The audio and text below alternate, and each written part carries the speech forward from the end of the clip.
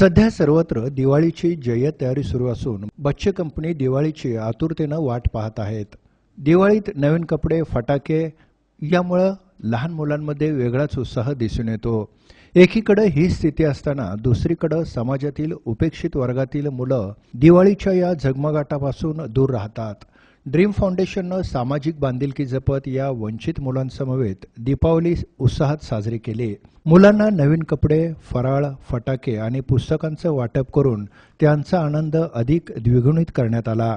दरम्यान समाजातील गरीब मुलांसमवेत दीपावली साजरा केल्यानं मनाला वेगळा आनंद मिळाल्याचं काशीनाथ भदगुंके यांनी यावेळी सांगितलं। सोलापुरातील विविध ठिकाणी असणाऱ्या वंचित मुलांसोबत आम्ही दिवाळी साजरी केली। आमच्या ड्रीम फाउंडेशनच्या IAS सेंटरमधील विद्यार्थ्यांनी यामध्ये सहभाग घेतला। मुलांना या माध्यमातून सामाजिक जाणीव जागृती व्हावी, भविष्यामध्ये अधिकारी होऊन या वंचित मुलांना मुख्य प्रवाहामध्ये आणण्याचा आम्ही हा संकल्प या निमित्तानं सोडला।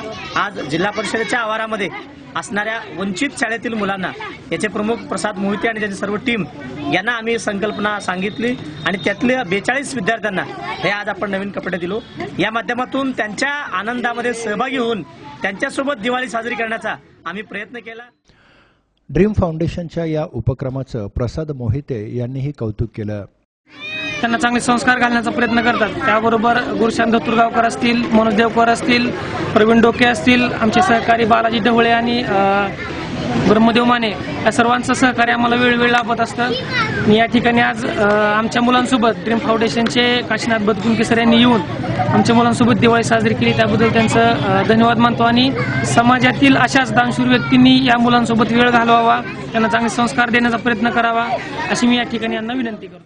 या प्रसंगी संगीता भदकुंके, दिनेश भोसेकर, तेजश्री पुजारी, अनुजा कोडम, विजयालक्ष्मी बिराजदार, नितीन माशाळे आदींची उपस्थिती होती।